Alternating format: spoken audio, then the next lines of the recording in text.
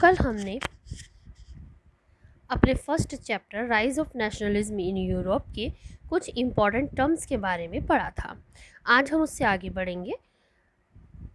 Ninth class में हम लोगों ने फ्रेंच रिवॉल्यूशन के बारे में पढ़ा था काफ़ी अच्छे से, और देखा था कि फ्रेंच रिवॉल्यूशन कब हुई, क्यों हुई और उसके क्या परिणाम निकले थे, क्या कॉन्सिक्वेंसेस निकले थे।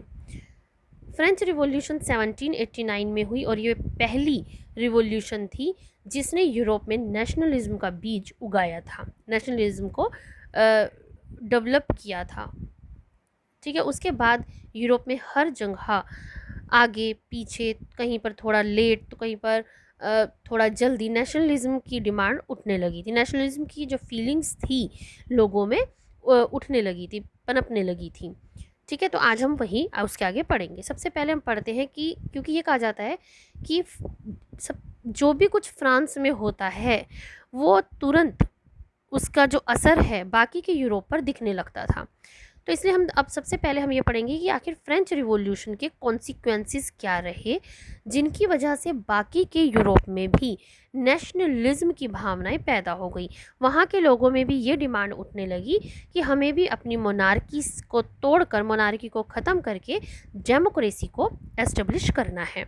तो फ्रेंच रिवॉल्यूशन जो थी वो कब हुई? 1789 में हुई थी, और इसने हमें फ्रीडम, इक्वालिटी और फ्रेटर्निटी के जो आइडियाज़ थे वो सबसे पहले फ्रेंच रिवॉल्यूशन ने पूरे वर्ल्ड को दिए थे। इसके साथ ही डेमोक्रेसी की स्थापना भी, डेमोक्रेसी को एस्टेब्लिशमेंट भी फ्रेंच रिवॉल्यूशन के थ्रू किया गया था। हालांकि ये ज़्यादा दिन तक वहाँ डेमोक्रेसी नहीं चली। जब नेपोलियन वहाँ आ गए तो उसने इस डेमोक्रेसी को ख़त्म करके वापस से मोनार्की इस्टेब्लिश कर दी थी।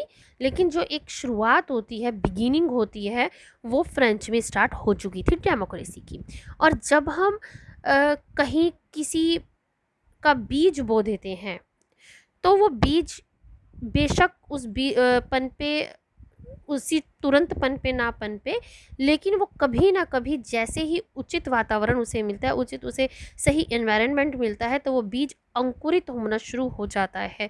वो बीज तुरंत धीरे धीरे कहीं ना कहीं पौधा बनना शुरू हो जाता है जैसे उसे सही एनवायरनमेंट मिलता है। तो यही चीज़ हुई फ्रेंच रिवॉल्यूशन के साथ। जब फ्रेंच रिवॉल्यूशन हुई उसने वर्ल्ड को फ्रीडम, इक्वालिटी और फ्रेटर्निटी जैसी चीज़ें दी, आइडियाज़ दिए, हालांकि और डेमोक्रेसी दी। हालांकि नेपोलियन के आने के बाद इस डेमोक्रेसी को ख़त्म कर दिया गया, मोनार्की वापस आ गई थी।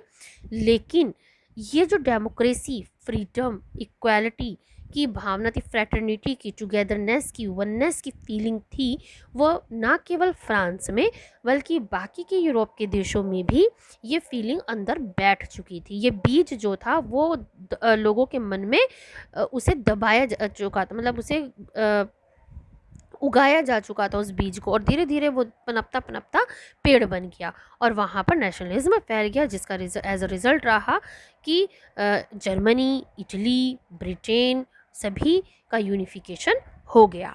ठीक है, इसके बारे में हम इस चैप्टर में पढ़ेंगे। तो सबसे पहले the first clear expression of nationalism came with the French revolution in 1789। 1789 में फ्रेंच रिवॉल्यूशन हुई और ये सबसे पहला फर्स्ट एक्सप्रेशन ऑफ नेशनलिज्म था। The main changes came with it, इसके साथ साथ क्या फ्रांस में क्या चेंजेस आए? First, sovereignty had been transferred from monarchy to a body of citizens। सबसे पहला जो इमीडिएट चेंज था फ्रेंच रिवॉल्यूशन का वो क्या था कि सोवरेंटी का मीनिंग होता है डिसीजन लेने की पावर। हाँ, कौन अपने देश के लिए डिसीजन ले सकता है। सोवरेंटी हम कहते हैं जब एक बॉडी को, एक व्यक्ति को या एक गवर्नमेंट को अपने निर्णय लेने में पूरी आज़ादी हो, उसे कोई फोर्स ना करे कोई दूसरे के निर्णय मानने के लिए। जब हम अपने देश के डिसीजंस खुद ले सकते हैं, दूसरा हमें उसे फोर्स नहीं कर सकता मानने के लिए, तो उसको हम सोवरेंटी कहते हैं। तो फ्रांस में जो सोवरेंटी थी पहले किसके पास थी? मोनार्की के पास। ठीक है, राजा लोग हुआ करते थे, उनके पास पूरी पावर थी डिसीजन लेने की, और वो पावर का यूज़ इस तरीके से करते थे कि जनता के पास कुछ बचता ही नहीं था। सिर्फ उनको सिर्फ उनका जो था रिप्रेशन होता था, उनका शोषण होता था। लेकिन 1789 की फ्रेंच रिवॉल्यूशन ने इस सॉवरेनिटी को ट्रांसफ़र कर दिया मोनार्की से बॉडी ऑफ सिटीजन्स पर। यानी अब जो सॉवरेनिटी थी अब वो राजा से ट्रांसफ़र हो गई किसके पास, बॉडी ऑफ सिटीजन्स यानी नागरिकों जनता के पास। ये सॉवरेनिटी यानी पावर टू टेक डिसीजन लेने की जो पावर्स थी अब वो जनता के हाथ में, सिटीजन्स के हाथ में आ गई थी। सबसे बड़ा चेंज था ये। और जब सिटीजन्स को पावर लेने का राइट मिल जाता है तो उसी को हम कहते हैं डेमोक्रेसी। तो एक तरीके से डेमोक्रेसी की जो शुरुआत थी वो वहाँ पर होनी शुरू हो गई। Second, the ideas of la patrie and la citoyen emphasised. La patrie का मीनिंग होता है फादरलैंड और ले सिटियोन का मीनिंग होता है सिटीजन। जैसे जो आइडियाज़ थे वो लोगों के बीच एम्फेसाइज किए गए, उन पर जोर दिया गया। यानी लोगों में ये भावना पैदा की गई कि ला पैट्रे यानी ये जहाँ हम रह रहे हैं, जहाँ हम पैदा हुए हैं वो हमारा फादरलैंड है, वो हमारा जन्मभूमि है जहाँ हम पैदा हुए हैं। एंड ला सिटिजन, और हम इस फादरलैंड के नागरिक हैं, सिटीजन हैं, और इस नाते इस पर हमारा अधिकार है। कोई दूसरा ये अधिकार हमसे नहीं छीन सकता। जैसे तुम अपने घर में पैदा हुए, अब उस घर के हर कोने में जाने का अधिकार है तुम्हारा। कोई तुम्हें एक कमरे से भगाकर धरती मार के दूसरी तरफ नहीं, दूसरे कमरे में नहीं भगा सकता। तुम्हारा पूरा हक अपने पूरे घर पर है, क्योंकि तुम्हारी वो फादरलैंड है, तुम्हारी वो जन्मभूमि, तुमने उस घर में जन्म लिया है, ठीक है, और तुम उस घर के एक मेंबर हो, और उस मेंबर होने के नाते उस पूरे घर पर तुम्हारा राइट है। साथ ही उस घर में जो भी निर्णय लिए जाएंगे तुम उनसे अनजान नहीं रहोगे, उन डिसीजंस में तुम्हें शामिल भी किया जाएगा और उसकी हर चीज़ से तुम्हें उसके बारे में बताया भी जाएगा, ठीक है। क्यों? क्योंकि वो तुम्हारा फादरलैंड है और तुम उसके ले सिटिजन हो यानी मेंबर हो। तो फ्रेंच रिवॉल्यूशन के थ्रू रिवॉल्यूशनरीज ने अपने लोगों के बीच, अपने सिटीजन्स के बीच ये फीलिंग पैदा करी, ये उनमें ये जगाया इस बात को कि भाई ये फ्रांस जो है ये तुम्हारा है, ये तुम्हारा फादरलैंड है और तुम इसके सिटीजन हो, और इस नाते इस पर पूरा अधिकार तुम्हारा है, किसी राजा का नहीं है। इसलिए इस कंट्री पर, इस पूरे देश पर जो भी डिसीजन लिया जाएगा उससे तुम्हें अलग नहीं किया जा सकता। आपको याद होगा 9th क्लास में जब हमने पढ़ा था तो क्या पढ़ा था कि फ्रांस में कैसे सिस्टम था। पूरे जो सोसाइटी थी 3 कैटेगरीज में बटी हुई थी, राजा, फिर चर्च आती थी और फिर 3rd कैटेगरी आती थी, ठीक है, जिसे थर्ड स्टेट कहते हैं। First state, second state and third state कहते थे। थर्ड स्टेट में जो पूरी जनता थी जिसमें बिजनेसमैन, मजदूर, किसान वगैरह सब आते थे, इन लोगों को ही एक्सप्लॉयटेशन किया जाता था, यही टैक्स देते थे, यही कानून मानते थे, यही नियम मानते थे, यानी सब कुछ इन्हें करना पड़ता था, इनका पूरी तरीके से एक्सप्लॉयटेशन किया जाता था, एक्सप्लॉयट किया जाता था इन्हें, ठीक है। और दूसरी तरफ जो राजा थे, फर्स्ट स्टेट और सेकंड स्टेट थे, यानी राजा और चर्च थे, वो सारी पावर्स का, सारे राइट्स का यूज़ करते थे। यानी सारे राइट्स जो थे वो तो फर्स्ट स्टेट और सेकंड स्टेट के पास थे, और जितने भी ड्यूटीज़ थी वो थर्ड स्टेट के पास थी, ठीक है। लेकिन फ्रेंच रिवॉल्यूशन ने इस पूरे सिनेरियो को चेंज कर दिया। उसने अब लोगों से कहा, इस फ्रेंच रिवॉल्यूशनरीज ने कहा कि नहीं, ये फ्रांस तुम्हारा भी है, ये फ्रांस तुम्हारा फादरलैंड है, तुम इसके सिटिजन और सिटीजन हो, और इस नाते इस पर तुम्हारा अधिकार है। इस नाते इसके बारे में, इससे रिलेटेड कोई भी डिसीजन लेने में तुम्हारी भी भागीदारी होनी चाहिए, तुम भी इसके पूरे पूरे हकदार हो, तुम्हारा भी ये पूरा राइट है इस फ्रांस की ज़मीन पर, उसकी हर चीज़ पर, कोई तुम्हें उससे अलग नहीं कर सकता। तो ये जो आइडिया थे, ये जो नोशंस थे ले सिटिजन और ले पैट्रे के, इसने जो था वो लोगों के बीच क्या भावना पैदा करी, नेशनलिज्म की, ठीक है। तो कौन से चेंजेस आए? फर्स्ट हुआ क्या कि सॉवरेनिटी जो थी वो मोनार्की से निकलकर एक तो सिटीजन्स के पास आ गई, यानी जनता को अधिकार मिल गया, डिसीजंस लेने का पावर मिल गई उसे। और दूसरा, उनमें जो लोग इस बात को नहीं समझ रहे थे, जिनमें ये दिमाग में मतलब ज़रूरी तो नहीं है ना सब पढ़े लिखे लोग हों और वो इन बड़ी बड़ी चीज़ों को समझ जाएं कि भाई सॉवरेनिटी क्या होती है, डिसीजंस क्या होते हैं और हमें कैसे राइट है। तो उनमें दूसरे तरीके से इस बात को इस बात का बीज बोया गया, इस बात को रखा गया कि भाई तुम इस ज़मीन की जैसे तुम्हारा अपने ज़मीन पर मालिकाना हक होता है ना, उसी तरीके से फ्रांस की ज़मीन भी तुम्हारी है, तुम इसके मालिक हो, इसलिए तुम इसका जो निर्णय लेने का राइट है वो तुम्हारा है, और जब निर्णय लेने का राइट है तो यानी तुम इसके सॉवरेन बन गए। तो इस तरह से हर तरीके से लोगों में नेशनलिज्म की भावना जो थी रिवोल्यूशनरीज ने जगाने की कोशिश की। तीसरा क्या चेंज लाया गया कि गिव अ नोशन और idea of equal rights under a constitution. साथ ही रिवोल्यूशनरीज ने ये कहा कि एक कॉन्स्टिट्यूशन होगा जिसके अंदर सभी को इक्वल राइट्स दिए गए। कॉन्स्टिट्यूशन होता है जिसमें कि पूरे देश को चलाने के लिए राइट्स होते हैं। हाँ, तो अगला क्या आता है कि give a notion of equal rights under a constitution. इसमें कहा गया है कि एक कॉन्स्टिट्यूशन होगा। कॉन्स्टिट्यूशन क्या होता है जिसमें कि सभी वो नियम और कानून होते हैं जिसके द्वारा एक देश के गवर्नमेंट चलाई जाती है, यानी इसमें सभी वो रूल्स एंड रेगुलेशंस होते हैं जिनके थ्रू एक देश की, एक कंट्री की जो गवर्नमेंट है वो काम करती है, गवर्न करती है अपने देश को। ठीक है, तो फ्रांस में भी यही कहा गया कि हमारा भी एक कॉन्स्टिट्यूशन होगा जिसमें सब कुछ लिखा हुआ होगा, किसके क्या राइट्स हैं, किसकी क्या ड्यूटीज़ हैं, और इस कॉन्स्टिट्यूशन के अंदर सबको इक्वल राइट्स दिए जाएंगे, और ऐसा उन्होंने किया भी। ठीक है, given notion of equal rights under constitution, constitution के अंदर सबको इक्वल राइट्स दिए गए। ऐसा क्यों? इक्वलिटी पे इन्होंने ज़्यादा जोर इसलिए दिया क्योंकि पूरा जो फ्रांस का समाज था, फ्रांस की जो सोसाइटी थी वो 3 स्टेट्स में बटी हुई थी, जैसे मैंने अभी बताया, first state, second state and third state. सारे राइट्स फर्स्ट एंड सेकंड के पास थे और सारी ड्यूटीज़ जो थी वो थर्ड स्टेट के पास थी। इसी वजह से तो फ्रेंच रिवॉल्यूशन हुई थी। तो सबसे जो बड़ी चीज़ उन्होंने करी वो ये करी कि अब सब इक्वल है, ना कोई फर्स्ट स्टेट है, ना कोई सेकंड स्टेट है, ना कोई थर्ड स्टेट है, सब इक्वल है। इस स्टेट को जो था, स्टेट्स को ख़त्म कर दिया गया था फ्रेंच रिवॉल्यूशन के थ्रू कि सभी के पास अब इक्वल राइट्स हैं। नेक्स्ट आता है new flag, the tricolour was accepted instead of former royal standard. पहले फ्रेंच रिवॉल्यूशन से पहले जब मोनार्की थी तो उस वक्त रॉयल स्टैंडर्ड था, यानी सब कुछ शाही था, राजा के हिसाब से चलता था।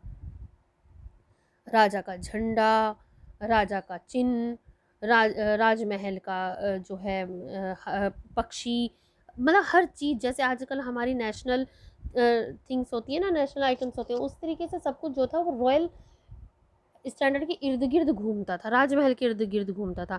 तो अब उस चीज़ के बजाय इन्होंने एक न्यू फ्लैग जो कि ट्रिकलर था उसको एक्सेप्ट किया और कहा कि अब ये जो न्यू फ्लैग है यही हमारा नेशनल साइन होगा। A new flag the tricolour was accepted instead of former royal standard. तो रॉयल स्टैंडर्ड की जगह पर एक ट्रिकलर को एक्सेप्ट किया गया न्यू फ्लैग के तौर पर, और रॉयल की जितनी भी चीज़ें थी राजमहल की उन सबको ख़त्म कर दिया गया। State general was renamed as national assembly and was elected by the active citizens. आपने 9th क्लास में पढ़ा था कि जो थी पहले एक स्टेट जनरल होती थी जो कि बहुत ही टाइम बाद जब राजा को ज़रूरत होती थी तब वो उसकी मीटिंग बिठाया करता था, खासकर तब जब उसे ज़्यादा रेवेन्यू की ज़रूरत होती थी। और इसमें भी क्या था कि फर्स्ट स्टेट और थर्ड स्टेट को ज़्यादा इसमें वोट डालने का अधिकार था, वोट डालने का इट मीन्स, और जो थर्ड स्टेट थी उसके वोटों की कोई वैल्यू नहीं थी, यानी उसके वोट एक तरह से नेग्लेक्ट किए जाते थे, इक्वालिटी नहीं थी। तो अब उस स्टेट जनरल की जगह पर एक नेशनल असेंबली शुरू की गई, उसको स्टेट जनरल को नाम जो था नेशनल असेंबली का दे दिया गया, और इसमें सभी को वन पर्सन वन वोट का हिसाब रखा गया जिसमें सभी को समान वोट होंगे। ठीक है, ये हिसाब यहाँ पर रखा गया था। And was elected by the active citizens. और ये जो नेशनल असेंबली थी ये एक्टिव सिटीजन्स के थ्रू इलेक्ट की जाती थी। एक्टिव सिटीजन्स में कौन आते थे? एक खास प्रॉपर्टी रखने वाला केवल पुरुष वर्ग, मेल सिटीजन्स को ही एक्टिव सिटीजन्स कहा गया था। इसमें बच्चे और महिलाएं शामिल नहीं थी। और मेल में भी वो थे जिनके पास प्रॉपर्टी थी, यानी बिना प्रॉपर्टी वाले मेल भी एक्टिव सिटीजन नहीं थे, उन्हें भी वोट डालने का राइट नहीं था। ठीक है, तो इसीलिए मैंने कहा कि डेमोक्रेसी तो वहाँ पे इस्टेब्लिश हुई, पर ये डेमोक्रेसी पार्शियल डेमोक्रेसी थी। इसमें दो तरह के सिटीजन बना दिए गए, एक्टिव और इनएक्टिव। एक्टिव सिटीजन कौन थे? जिनके पास प्रॉपर्टी थी और वो मेल थे, मेल दैट हैव प्रॉपर्टी। और दूसरी तरफ जो इनएक्टिव थे उसमें सारी जो हमारी महिला वर्ग थी, फीमेल्स थी, बच्चे थे और वो मैन जिनके पास प्रॉपर्टी नहीं थी, उन्हें वोट डालने का राइट नहीं था। केवल एक्टिव सिटीजन्स को नेशनल असेंबली के लिए वोट डालने का राइट था। खैर फिर भी एक शुरुआत तो थी, कुछ ना होने से कुछ होना बेहतर होता है, तो वही था कि बिल्कुल भी डेमोक्रेसी ना होने से कुछ तो था जो जनता का था, ठीक है, कुछ तो था जिसमें जनता अपने पार्टिसिपेशन कर रही थी, कम चाहे थोड़े ही लोग पार्टिसिपेट कर रहे थे बट कर तो रहे थे। ऐसा तो नहीं था कि बिल्कुल ही कोई भी पार्टिसिपेट नहीं कर रहा था, सिर्फ राजा और चर्च ही चले आ रहे थे, ठीक है। तो कुछ स्टार्टिंग हुई। अगला आता है new hams were composed and oaths taken. अब नए प्रकार के जो गाने थे, नए प्रकार के राष्ट्रीय गीत थे, वो कंपोज किए गए और नए प्रकार की शपथ ली गई। इसमें हम जैसे कि पहले सब कुछ राजा के नाम पे किया जाता था, राजा के नाम की शपथें खाई ली जाती थी, राजा के नाम पे राष्ट्रीय गान हुआ करते थे। अब उन सबको ख़त्म कर दिया, यानी रॉयल जो था वो हर चीज़ ख़त्म कर दी गई। अब न्यू हैम्स स्टार्ट किए गए, कंपोज किए गए, जो इसमें क्या था कि हमारा देश सबसे ऊपर है, हमारी कंट्री और हमारे सिटीजन सबसे ऊपर हैं, कोई जिसमें कोई राजा नहीं है, कोई विशेष अधिकार किसी के नहीं है, किसी के पास कोई प्रिविलेज नहीं है, ठीक है। तो new hams were composed and oaths taken, जो कि किसके नाम पर ली गई? अपने देश के नाम पर, अपने सिटीजन्स के नाम पर। A centralised administration system and uniform laws for all citizens were accepted. अब पूरे देश के लिए एक ही प्रकार का एडमिनिस्ट्रेटिव सिस्टम था। पहले क्या था कि फर्स्ट स्टेट के लिए अलग एडमिनिस्ट्रेशन था, सेकंड स्टेट के लिए अलग था और थर्ड स्टेट के लिए अलग था। हर तरह का एडमिनिस्ट्रेशन सिस्टम को इस तरीके से किया गया था कि जो सारे जो फ़ायदे बेनिफिट्स हैं वो फर्स्ट और सेकंड स्टेट के पास जाएं, और जो खर्चा उठाने वाला काम है, टैक्स देना, रेवेन्यू इकट्ठा करने वाला काम है, वो जो था थर्ड स्टेट का होता था। यानी ना तो यूनिफॉर्म लॉ से अलग अलग लॉज थे, थर्ड स्टेट के लिए अलग कानून है और अपर दो स्टेट के लिए अलग कानून थे, कोई इक्वलिटी नहीं थी, लॉ सबके लिए अलग अलग थे, एडमिनिस्ट्रेशन सिस्टम अलग अलग था।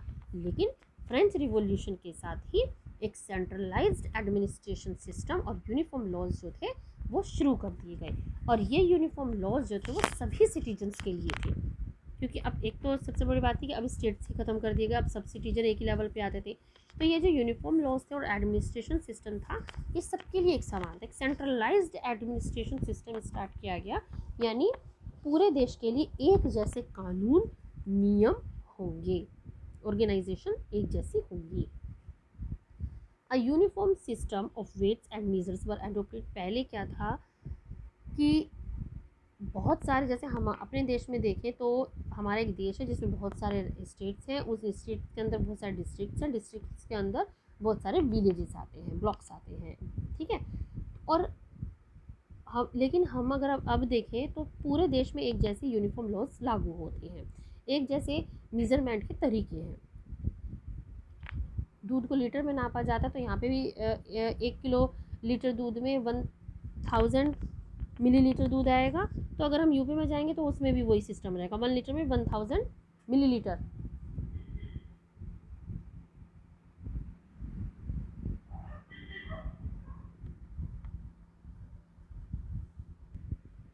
हाँ, तो पूरे देश के लिए एक जैसे uniform system of weights and measurement शुरू किए गए, ठीक है। पहले क्या था कि फ्रांस में, जैसे हमारे देश में अलग अलग राज्य हैं, अलग अलग स्टेट्स हैं, फिर डिस्ट्रिक्ट है, फिर अलग अलग गाँव हैं, तो उस तरीके से फ्रांस भी जो था बहुत ही छोटे छोटे रीजन्स में बटा हुआ था।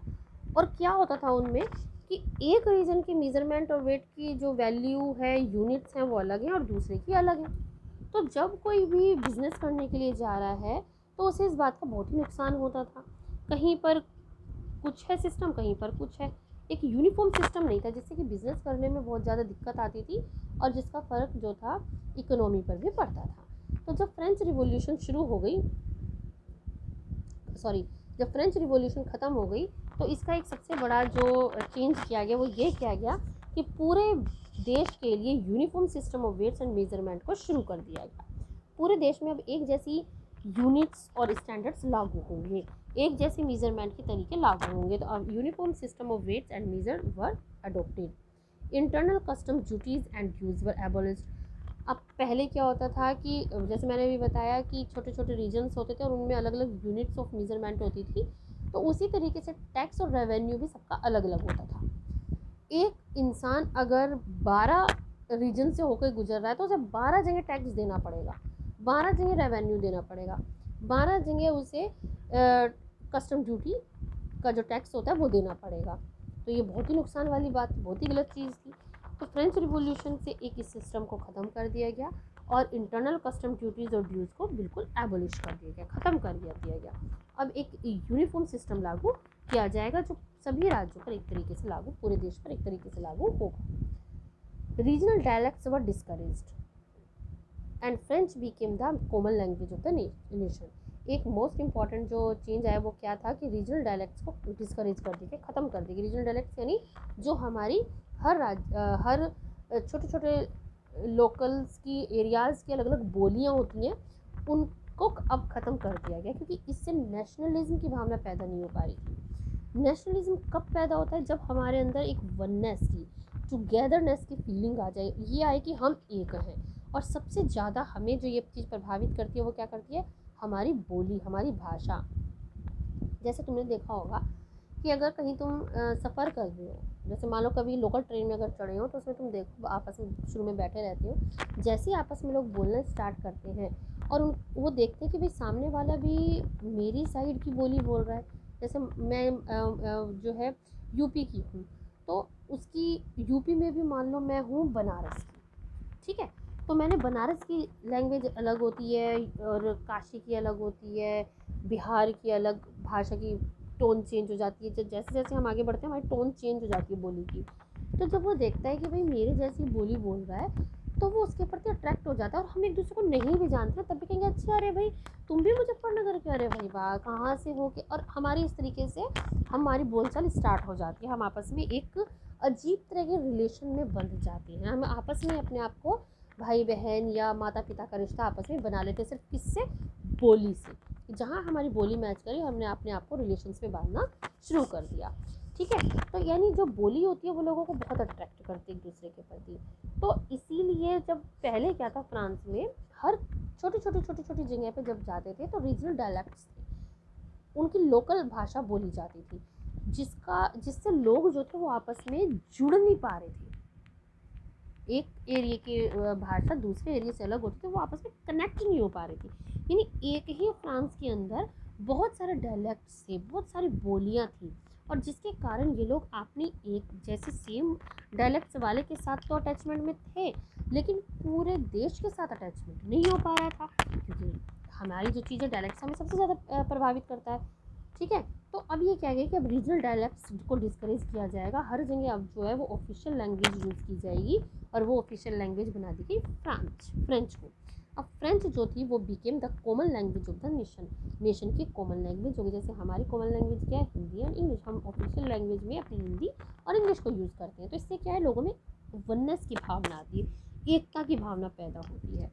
तो इस तरह फ्रेंच रिवॉल्यूशन ने ऐसी चीज़ें शुरू करी जिससे लोगों में एक वननेस और टुगेदरनेस की जो फीलिंग थी वो आनी शुरू हो गई, ठीक है। तो ये क्वेश्चन था हमारा, ये क्वेश्चन इस तरीके से आता है, consequences of French revolution. French revolution के क्या कॉन्सिक्वेंसेस निकले, या इस तरीके से भी आ जाता है कि measures and practices that create a sense of collective identity. वो कौन से मीजर और प्रैक्टिसेस थी फ्रेंच रिवॉल्यूशन में या रिवॉल्यूशनरीज ने, वो कौन से मीजर्स अपनाए जिसकी वजह से लोगों में कलेक्टिव आइडेंटिटी की जो फीलिंग थी वो पैदा हुई। What are the measures and practices that create a sense of collective identity, तो उसमें हम ये सब देंगे। लेकिन जब ये वाला क्वेश्चन आएगा कि measures and practices that create a sense of collective identity, तो तुम उसमें ये वाला नहीं दो कि sovereignty had been transferred from monarchy to a body of citizens, बाकी सब कुछ आएगा, ठीक है। और जब कॉन्सिक्वेंसेज वाला आएगा तो इसमें ये वाला पॉइंट भी आएगा, सोवरेंटी वाला, ठीक है। तो इस तरीके से फ्रेंच रिवॉल्यूशन ने एक नेशनलिज्म की जो फीलिंग थी, मतलब फ्रेंच रिवॉल्यूशन होने से पहले से ही, बल्कि कहें तो ये शुरुआत हो चुकी थी, लोगों में एक कलेक्टिव आइडेंटिटी की फीलिंग को, सेंस को क्रिएट किया। एज अ रिजल्ट फ्रांस सबसे पहला वो एरिया बना जहाँ नेशनलिज्म हुआ, ठीक है। अब कल हम अगला इसके आगे का पढ़ेंगे।